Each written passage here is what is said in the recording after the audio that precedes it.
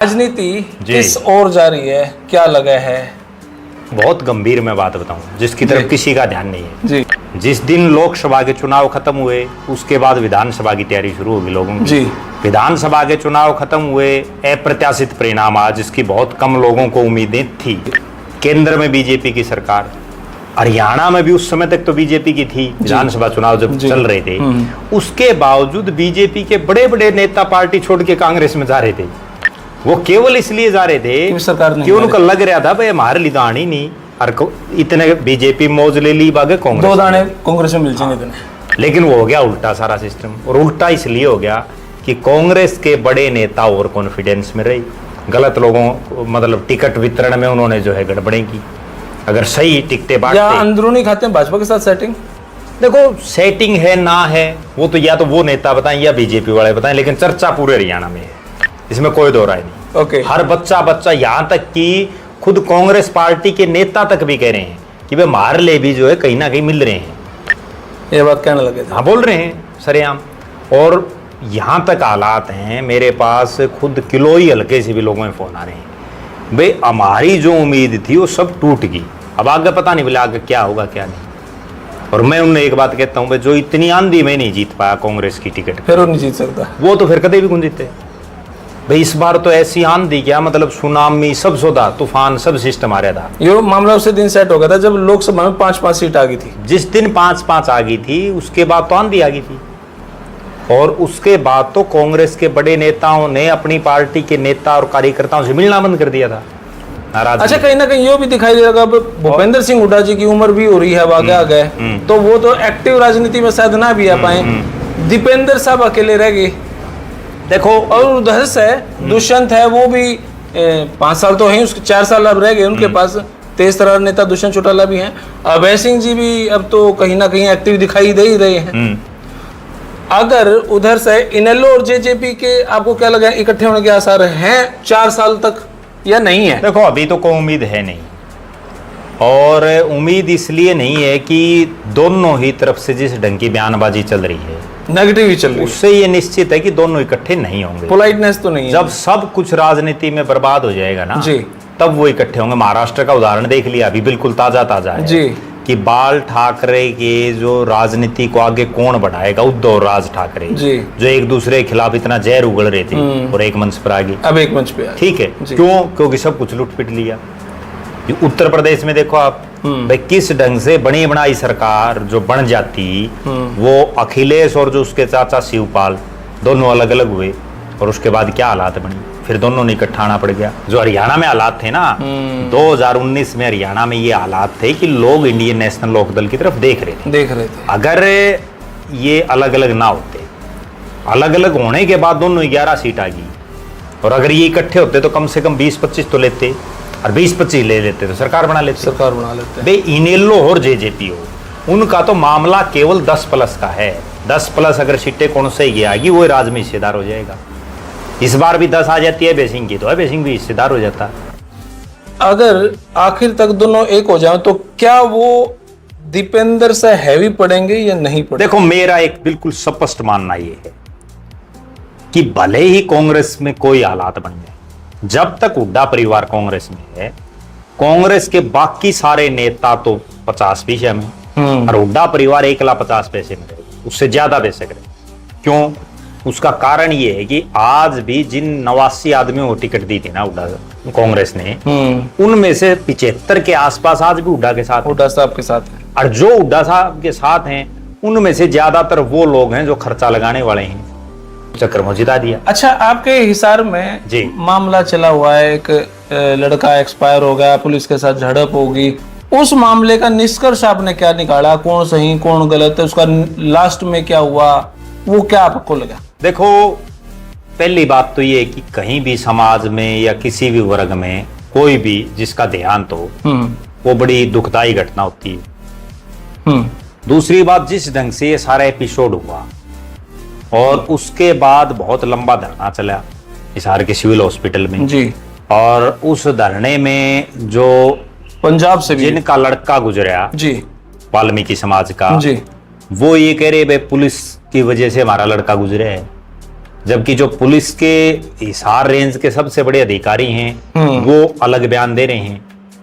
ठीक है, इसी मर्तबा बड़ी राजनीति भी हुई, जिसके बारे में खुद जो है वाल्मीकि समाज के लोग भी बोल रहे हैं। कई आदमी तो बिल्कुल सोशल मीडिया पर खुल के भी बोल रहे हैं, दूसरे समाजों के लोग भी बोल रहे हैं। लेकिन मैं सबसे जो पंजाब से भी, हाँ, मैं उसी पर आ रहा हूँ। दो चीजें मैं इसमें मेन फोकस पे देख रहा हूँ। एक चीज तो ये है कि कृष्ण बेदी जो प्रदेश के हरियाणा सरकार में कैबिनेट मंत्री, मेरा ये मानना है कि प्रदेश के जो 13 के 13 मंत्री, उनमें इकलौते कृष्ण बेदी एक ऐसा चेहरा बन गए हैं जिन्होंने अपने समाज में, जिस समाज से आते हैं वाल्मीकि समाज में, उसके वो सबसे बड़े नेता बन गए। इसमें कोई दो राय, क्योंकि वो जो बात कहते हैं उसको समाज मानने लगा है। डीएससी बड़ा नेता तभी बनता है जब समाज जैसा वो नेता बोलता है वैसा माने। ठीक है, किसी से नहीं मामला सुलझ रहा था, ठीक है, बहुत लंबा हो गया था। ठीक है, और लगातार जो है डेड बॉडी भी वहीं रखी हुई थी। जी जी जी। तो उस लिहाज से राजनीति भी घुस गई थी पूरी तरह से, क्योंकि तमाम राजनीतिक दलों के नेता भी आ रहे थे और नेताओं का काम ही राजनीति करना, सीधी बात है। जी जी। तो एक एंगल तो उसमें ये है कि कृष्ण बेदी ने जिस ढंग से अपने वाल्मीकि समाज के लोगों को समझाया, उनकी मांगों को मनवाने का काम किया, मुख्यमंत्री पर भी दबाव बनाया उन्होंने कहीं ना कहीं, उससे ये है कि एक तो वो अपने समाज की शुद्ध बुद्ध ले रहे, जबकि बहुत से ऐसे मंत्री हैं जो अपने समाज की तरफ ही नहीं देख रहे। अच्छा, अब बात करें एक सवाल जो सेंटर लेवल का है, अध्यक्ष कौन? देखो, जिस ढंग से बीजेपी में पिछले लगभग 6 महीने से मामला चल रहा है जी, एक नेता के पास खींचतान हो रही है संघ में और भाजपा नहीं, बिल्कुल खींचतान हो रही है, इसीलिए तो अध्यक्ष नहीं बन पा रहा। नहीं तो आप एक चीज देखो, जेपी नड्डा का कार्यकाल खत्म हुए तो बहुत लंबा समय बीत गया। ठीक बात है। ठीक है, उसके बाद अगर जिस दिन जेपी नड्डा कार्यकाल खत्म होया था ना, उसके बाद अध्यक्ष बनाते तो उसका कार्यकाल भी खत्म होने के नजदीक लग जाता। ठीक है, नहीं बना रही। और ये वो बीजेपी नहीं बना रही जो ये कहती कि एक व्यक्ति एक पद। जेपी नड्डा केंद्र में मंत्री भी है, राष्ट्रीय अध्यक्ष भी है, कौन से पद से इस्तीफा नहीं दे रहे अगला। बड़ी बात तो ये है ना, वो नड्डा साहब भी इस्तीफा नहीं दे रहे, वो भी दोनों जगह मौज ले रहे हैं। फिर बीजेपी में हो क्या रहा है, संघ चाह रहा है कि अपनी मनपसंद का हो कोई, संघ का हो कोई। मोदी साहब किसी भी हालात में कुर्सी नहीं छोड़ना चाह रहे, वो सोच रहे हैं मेरा एक उनको। और एक तीसरा धड़ा और है जिसको मोदी अमित शाह की जोड़ी ने खुडे लाइन लगा रखे है, जिसमें संजय जोशी जिसको लीड कर रही है। जी जी जी, संजय जोशी जी। ठीक है, वो चाह रहे हैं कि भाई मारा बने, हमारा सूत आ जाए। अच्छा, ये क्यों हो रही है इतनी उठापटक, वो भी एक कारण बताऊं आपको। ये उठापटक इसलिए हो रही है कि अभी 2027 में जो बड़े राज्य हैं उनमें चुनाव, बड़े चुनाव हैं। ठीक है, बड़े चुनाव, यूपी वगैरह, यूपी, गुजरात जी। उसके बाद 29 में लोकसभा का चुनाव भी होना है। अब जो अध्यक्ष बनेगा वो 29 के चुनाव तक रहेगा, टिकट भी बांटने में उसका अहम रोल रहेगा। तो अब बड़ा जिसको भी बना जाएगा वो बहुत सोच समझ के पार्टी बना रही है। अच्छा, जो कौन बनेगा, नाम तो बहुत हैं, कई लोगों के नाम चल रहे हैं, लेकिन मैं जो बड़ी बारीकी से एक चीज देख रहा हूं, पिछले लगभग 6 महीने से जी, हरियाणा से आने वाले जो करनाल के सांसद हैं और 2 बार के हरियाणा के मुख्यमंत्री मनोहर लाल खट्टर के आवास पर लगातार बड़े बड़े बीजेपी के नेता आ रहे हैं। कोई केंद्रीय मंत्री उनसे मुलाकात कर रहा है, किसी राज्य का मुख्यमंत्री मुलाकात कर रहा है, कोई एमपी कर रहा है, कोई प्रदेश अध्यक्ष तो खट्टर साहब के अपने चांस लगे? खट्टर साहब के सबसे ज्यादा चांस है। अगर हरियाणा के अध्यक्ष की बात करें, क्या बडोली साहब रहेंगे?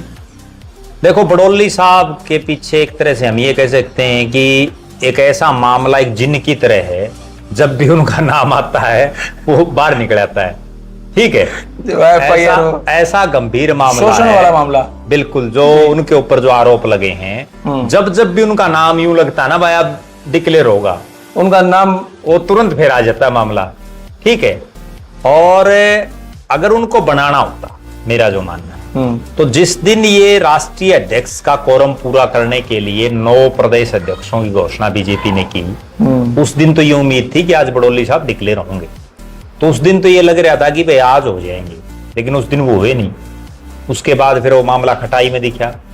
फिर ऐसी सूचनाएं मिली कि जो है एक बार फिर से सहमति होगी बडोली साहब पे, सीएम साहब अड़ रहे हैं, जो सूचनाएं मिल रही थी। लेकिन अब फिर वो मामला फिर आ गया। जैसे ही यूं लगे भाई आज कागज आओगा बड़ोली साहब का, उससे पहले दूसरा कागज आ जाए, दूसरा मामला आ जाए। तो कहीं ना कहीं अब ऐसा लग रहा है कि बड़ोली साहब को नहीं बनाएंगे। अगर 3 नाम लेने पड़े, चाहे वो बिरादरी के हिसाब से हैं, चाहे वो आपको सर्वसम्मति के हिसाब से हैं, 3 नाम ऐसे कौन, अगर बड़ोली नहीं तो कौन 3 आदमी? देखो मेरे को ये लग रहा है कि अगर बड़ोली नहीं तो सबसे पहला नाम तो मैं ये सोच रहा हूँ कि जेपी दलाल हो सकता है। ठीक है, जयप्रकाश दलाल जो पूर्व मंत्री हैं, मनोहर लाल खट्टर का उनको आशीर्वाद है। और मेरे ख्याल हरने के बाद उसको दक्ष बना ही दे रहे हैं। हाँ, बड़ा चाहे वो बड़ाला साहब हो, चाहे धनखड़ साहब हो, या बना भी दे। बड़ोली साहब हो।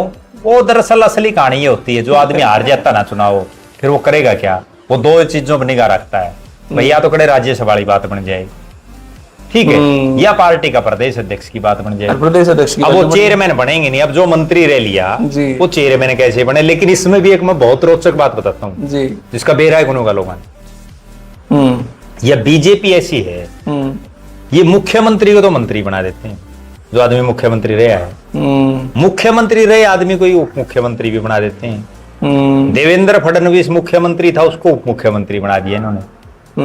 बाबूलाल गौड़ मध्य प्रदेश का मुख्यमंत्री था, उसको फिर मंत्री बना दिया इन्होंने। और इससे भी रोचक बात बता देता हूं आपने, एक गुजरात का एक कैबिनेट मंत्री था जी, इसी समय, उसको इन्होंने जो अपने यहाँ नगर निगम है ना जी, नगर निगम का महापौर का चुनाव लड़वा दिया, मेयर का, केंद्र में जो आदमी मंत्री रहे हो। कितना बड़ा खिलवाड़ हो जाएगा। मतलब अंदाजा लगाओ कि भाई हो क्या रहा है। अब कोई आदमी एमपी है, अब ये बाबा बालकनाथ एमपी था, इसको एमएलए का लड़ा दिया। राजनीतिक आदमी चाहता तो ये है कि मैं पहले एमएलए बनूं, एमएलए से एमपी बनूं, एमपी से फिर केंद्र में मंत्री बनूं, अपने आप को। वो चाहता था प्रमोशन है, और ये अपने निजन करते हैं। तो इनका कोई कुछ नहीं कह सकते। ठीक है, आपने एक जेपी दलाल का नाम लिया, दूसरा नंबर 1 जेपी दलाल मैं मान रहा हूँ, नंबर 2 पे कैप्टन अभिमन्यु मान रहा हूँ। ठीक है, क्योंकि अभी बीजेपी के हालात ये है कि उसने जो समाज के अलग अलग वर्ग हैं, अलग अलग जातियां हैं, उसमें लगभग जो है अपनी पैठ बना ली है। एक जाट और किसान समाज ऐसा है जहां अभी भी बीजेपी को काम करने की जरूरत है।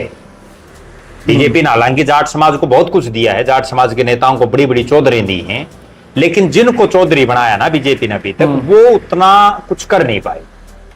तो कहीं ना कहीं ये लग रहा है कि जेपी दलाल और कैप्टन अभिमन्यु 2 चेहरे तो ये मुख्यतः दिख रहे हैं। और तीसरा जिस चेहरे का हम जिक्र कर सकते हैं जी, उसमें नाम तो है बहुत से, ठीक है, लेकिन मेरा ये मानना है कहीं ना कहीं कि बीजेपी रेखा शर्मा के तौर पर भी एक दांव खेल सकती है। अच्छा, रेखा शर्मा राज्यसभा की भी सांसद है जी, महिला भी है जी, और महिला के साथ साथ मोदी के भी काफी नजदीक है जी, तो कहीं ना कहीं, क्योंकि बीजेपी वाले ये देखते हैं भी भविष्य में हमें किसको क्या करना है। मेरे को जो लग रहा है नायब सिंह सैनी की भी कभी ना कभी ये छुट्टी करेंगे, पूरे 5 साल नहीं निकालने देंगे। अच्छा, उससे पहले छुट्टी करेंगे तो सीएम का कोई ना कोई मटेरियल ये पहले तैयार कर लेंगे। जैसे इन्होंने क्या किया, मनोहर लाल खट्टर की छुट्टी करनी थी तो नायब सिंह सैनी को सीधे एमपी से, वो तो एक एमपी था, एमपी से पहले प्रदेश अध्यक्ष बनाया, उसका रुतबा बढ़ाया। जो मनोहर लाल खट्टर के बारे में मैं बता रहा हूँ कि ये रुतबा बढ़ाते हैं पहले, ठीक है, तो अभी ये रुतबा बढ़ाएंगे।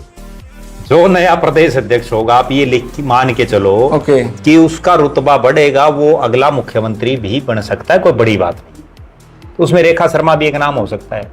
अच्छा, इनके इतर तीनों के अलावा जी, एक नाम ये एससी समाज से भी किसी को बना मैं भी सकते यही हैं। पूछने वाला था, मैं उसी पर आ रहा हूं जी, कि एससी समाज से भी ये किसी को बना सकते हैं। क्या सुनीता दुग्गल? उसमें 2 नाम मैं मान के चल रहा हूं। पहला बड़ा नाम तो मेरे को लग रहा है कृष्ण बेदी। ओके, उसका कारण बताता हूं जी। बीजेपी क्या करती है, हमने बहुत बार देखा है, जो प्रदेश में महामंत्री होता है ज्यादातर उसको प्रदेश अध्यक्ष बनाया जाता है। जैसे मैं उदाहरण देता हूं जी, जब रामविलास शर्मा प्रदेश अध्यक्ष थे तो ठीक है, सुभाष बराला उनकी टीम में प्रदेश महामंत्री थे। ठीक है, रामविलास शर्मा की छुट्टी हुई, सुभाष बराला को प्रदेश अध्यक्ष बना दिया गया। जी, सबने देखा। अभी बिल्कुल लेटेस्ट उदाहरण, नायब सिंह सैनी जब प्रदेश अध्यक्ष थे तो मोहनलाल बड़ोली प्रदेश महामंत्री थे। जैसे ही नायब सैनी की छुट्टी हुई तो मोहनलाल बड़ोली प्रदेश अध्यक्ष बन गए। अब 3 प्रदेश महामंत्री और उन 3 में से 2 प्रदेश अध्यक्ष की रेस में, एक सुरेंद्र पुनिया, एक कृष्ण बेदी।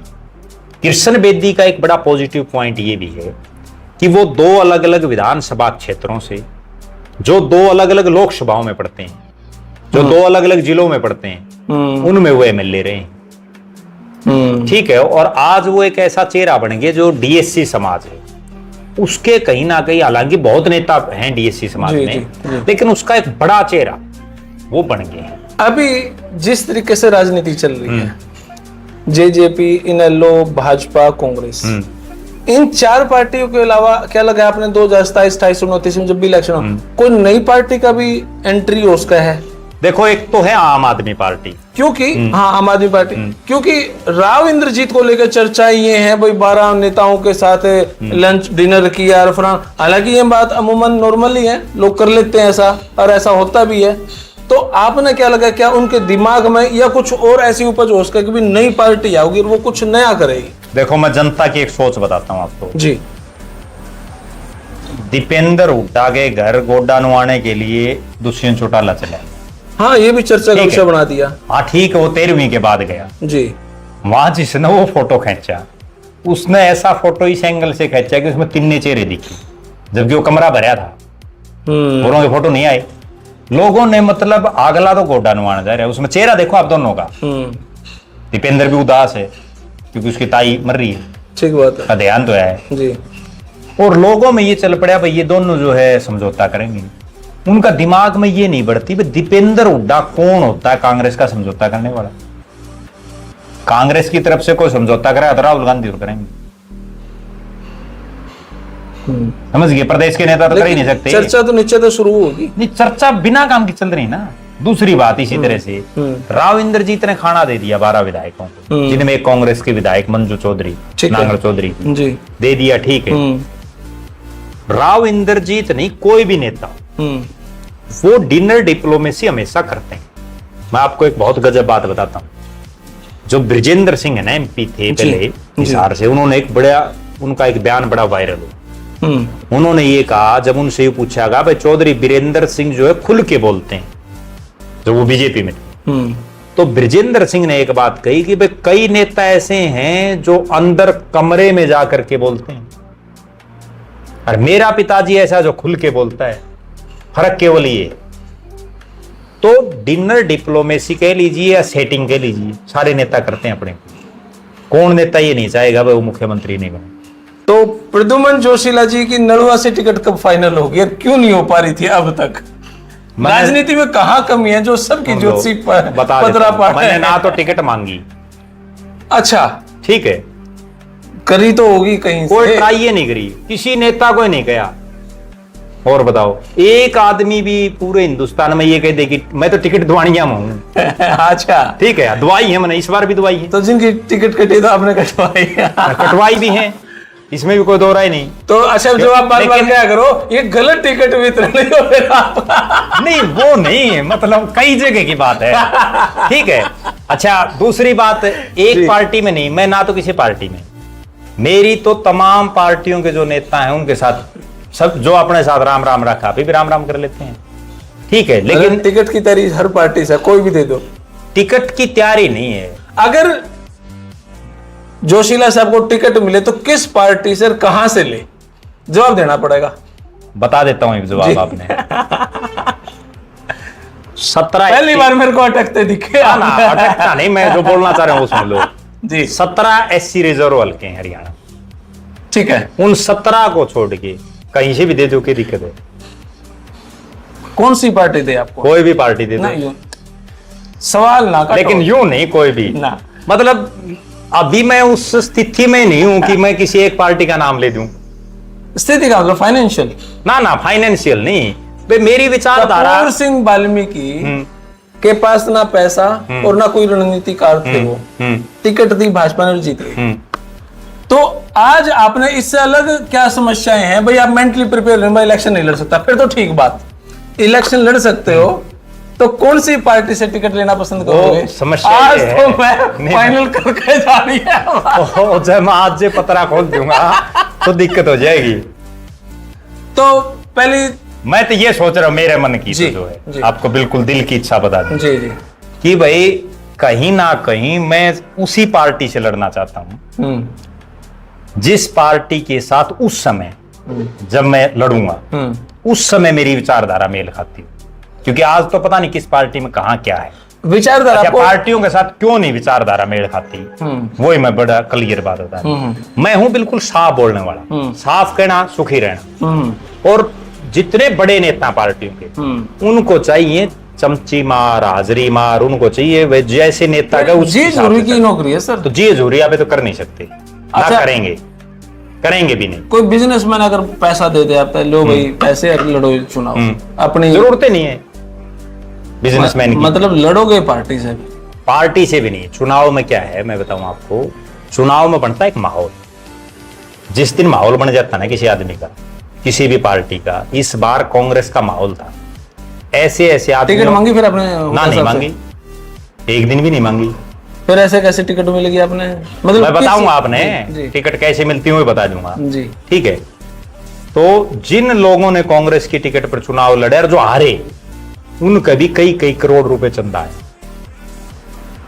हवा में जब टिकट मिलती है ना, आपको बात बताऊं, दिल्ली से आदमी जब बहादुरगढ़ तक आता है 10 करोड़ रुपए तो इकट्ठे हो जाते हैं जब हवा में टिकट मिल जाए पार्टी की, ठीक है। जहां तक आपने अगली बात सुनी भाई टिकट मिलेगी कैसे, टिकट और ये सब है भाग्य का खेल, सूत का खेल। फिर आपने किसी ज्योतिषी से किसी पूछा ना भाई मेरे भाग में ना, मैंने कभी भी मैं दिखाया नहीं, कभी नहीं दिखाया। दरअसल अभी तो क्या है, मेरी नजरें बहुत ऊंची हैं। केवल एक एमएलए बनने के लिए मैं जिस दिन भी राजनीति में आऊंगा, आपकी डेट ऑफ बर्थ और टाइमिंग बताओ। कोई ज्योतिषी कोई न्यूमरोलॉजिस्ट आपकी कुछ देखकर कमेंट में बताऊंगा भी हाँ तब। अब वो भी बताऊंगा मैं आपने। अब मैं टिकट दुआ का उठना उससे पहले एक बात जो बीच में रहेगी जी, वो क्या है कि जो टिकट का मामला है ना जी, आदमी की सोच बड़ी होनी चाहिए। जिस दिन मैं राजनीति करूंगा, अभी तो मैं राजनीति कर नहीं रहा, सारी पार्टियां गंडे लाओ आप, इससे बड़ी सोच किसी वाह बता रहा हूं आपने, अभी तो मैं राजनीति कर नहीं रहा। जिस दिन भी राजनीति करूंगा, मैं एक विधायक और एक एमपी बनने के लिए राजनीति नहीं करूंगा, मैं राजनीति करूंगा एक नेता बनने के लिए। बाल ठाकरे अपनी जिंदगी में कभी एमएलए एमपी नहीं बने। लोग तो बोर्ड अब लिखा नेता नहीं बेटा, और आप लोग को नेता बने। कौन पूछे है, कुमी लिखवाए जाओ, वो बेटा लिखवानी बात मान दे नहीं तो ये कौन बांधे। अब 9.5 महीने हो गए, मैं आपको एक बड़ी गजब बात बताऊं, जिन लोगों ने पार्टियों के टिकटों पर चुनाव लड़ा, उनमें से कितने के लोग आ रहे हैं, को धन्यवाद दो रहा था, कौन करने गए हैं लोग। और नेता जन नेता बनना चाहिए। अब जैसे बाल ठाकरे का मैं जो उदाहरण दे रहा था, बंबई कभी बंद नहीं हुई, और जिस दिन वो बाल ठाकरे मरा सारी बंबई बंद थी। और बाल ठाकरे एक बात ये कह देता ना, ये करना वैसे होता था। चौधरी देवीलाल थे जन नेता, जिसने एक साथ 3 राज्यों में चुनाव लड़ लिया। आपने जो यूं कहा ना कौन सा हल्के से लड़ना चाहिए, कहीं से भी लड़ लो भाई ना। फिर भी जोशीला साहब कहीं से भी, जो 17 रिजर्व उनमें तो लड़ नहीं सकता, ठीक है, बाकी कहीं से दे दो। अब तुम्हें बदली भी जा सकती है, आप बदली भी जा सकती है भविष्य में, होगा तो शायद कहीं ना कहीं। लेकिन इतना जरूर है, जिस दिन राजनीति करेंगे उस दिन स्वाभिमान की और ईमानदारी की राजनीति करेंगे। किसी भी पार्टी, किसी पार्टी ने कहा भाई हम टिकट देना चाहते हैं, जोशीला साहब बताओ, किसी पार्टी ने कहा आपको? नहीं, मैंने मान गया नहीं। बात तो ये है ना, पार्टी तो तब कहेगी जब मैं बिना उसको पार्टी नहीं कहती। भाई साहब जो यूट्यूबर पत्रकार हैं उनको भी इलेक्शन लड़वाए हैं ऐसा कांग्रेस ने। नहीं, मैं बताऊं आपने, वो आप तो धजियां उड़ाओ हो। वो यूं नहीं लड़ाई, पहले उनको ज्वाइन कराई है पार्टी। सर्वमित्र कंबोज को चुनाव लड़ाया, उसको पहले कांग्रेस ज्वाइन कराई, कांग्रेस का पटका परवाया, उस पर कांग्रेस के गीत गुआए, फिर तो उसके बाद दी। ऐसा तो होगा ही ना, ठीक है ना। तो वो मैं जिस दिन करूंगा भविष्य में, उस दिन की बात है, आज तो नहीं कर रहा ना। ओके, आज मैं किसी राजनीतिक पार्टी में नहीं हूं, ना मैं नेता हूं।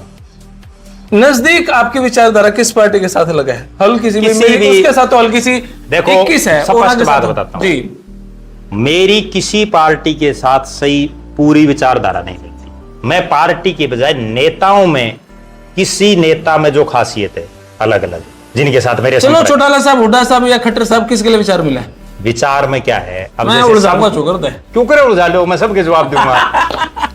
जब मैं एक एक नेता की रग रग जानू हूं जी, तो मैं जवाब नहीं दे सकता। आप सुन लो, हुड्डा चौटाला और खट्टर साहब में सब में अंतर है, अलग अलग। 21 किसके लिए है आपकी ट्वीट? मेरी 21 और 19 किसी के साथ नहीं, मेरी उसके साथ है। ये सीधी बात बता देता हूं, प्योर डिप्लोमेटिक जवाब आपका, सीधी बात, पहली बार जो क्लियर जवाब नहीं दे रहे। मैं जो मान रहा हूं जी, अपना वो है जो अपने काम आए, सीधी बात है। भाईचारे वाली बात में जाओ सारा, वो चाहे कोई भी हो। तब जितने मेरे भाई वीडियो देखे कमेंट बॉक्स में बताओ आपने जोशीला साहब की विचारधारा किस पार्टी और के साथ लगी? एक चीज और भी, जी। दर्शक कमेंट भी कर सकते हैं जी जिन्होंने आज तक के जितने वीडियो अपने देखे हैं। जी मैं एक पार्टी का, एक नेता का ना कभी पक्ष लेता, ना कभी उसका विरोध करता। जो सही है वो सही, गलत है वो गलत। इसीलिए लोग आज तक मेरे को समझ भी नहीं पाए। कदे विधायक बन जो फिर नहीं समझ पाओ, उससे पहले तो मैं क्लियर करूंगा ना अपनी बातें।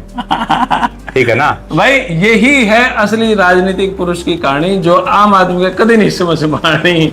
आऊंगी जनता बका जाऊंगी, लेकिन जोशीला साहब सच में जोशीला है। और बहुत बहुत शुक्रिया सर आपका, बहुत बहुत धन्यवाद। जय श्री राम। जय श्री राम। तो भाई यह वीडियो आपने किसी लगी कमेंट बॉक्स में अपनी राय दे, तब तक के लिए धन्यवाद। जय हिंद, भारत माता की जय। Thank you.